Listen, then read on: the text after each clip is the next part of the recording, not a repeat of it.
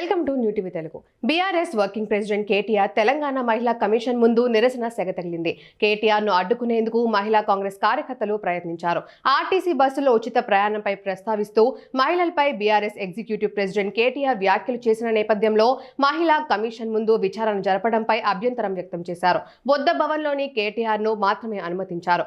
అక్కడికి చేరుకున్న బీఆర్ఎస్ మహిళా కార్పొరేటర్లను లోపలికి అనుమతించలేదు. వారిపై దాడికి యత్నించారు. మరోవైపు కేటీఆర్ బహిరంగ క్షమాపణలు చెప్పాలని డిమాండ్ చేస్తూ మహిళా నేతలు బుద్ధభవన్ మహిళా కమిషన్ కార్యాలయం ఎదుట ఆందోళన చేపట్టారు. మహిళా లోకాన్ని అవమానించాడు అని కేటీఆర్పై ఫైర్ అయ్యారు. అక్కడ ఆందోళనతో ఆఫీసులో టెన్షన్ వాతావరణం నెలకొంది. కాంగ్రెస్ మహిళా నేతల మధ్య వాగ్వాదం జరిగింది. ఆర్టీసీ బస్సుల్లో మహిళలకు ఉచిత ప్రయాణంపై కేటీఆర్ తనదైన శైలిలో సెటైర్లు వేశారు. అల్లం వెల్లుల్లి ఒలుచుకుంటూ కుట్లు అల్లికలు చేసుకుంటూ బస్సు ప్రయాణం చేస్తే తప్పేంటన్న మంత్రి సీతక్క వ్యాఖ్యలపై స్పందించారు కేటీఆర్. బస్సుల్లో కుట్లు అల్లికలు చేసుకున్నా మాకు అక్కర్లేదు, అవసరమైతే బ్రేక్ డాన్స్ చేసినా మాకు అభ్యంతరం లేదు. బస్సుల్లో సీట్ల కోసం ప్రయాణికులు నానా తంటాలు పడుతున్నారు.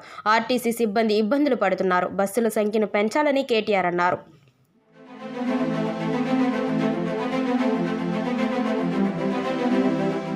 మహిళలపై అనుచిత వ్యాఖ్యలు చేసిన మాజీ మంత్రి కేటీఆర్కు మహిళా కమిషన్ నోటీసులు జారీ చేసింది.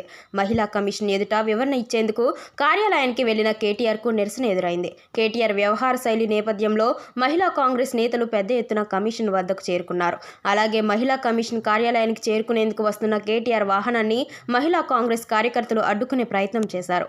కేటీఆర్కు వ్యతిరేకంగా నినాదాలు చేశారు. కేటీఆర్ వెంటనే మహిళలకు క్షమాపణ చెప్పాలని డిమాండ్ చేశారు.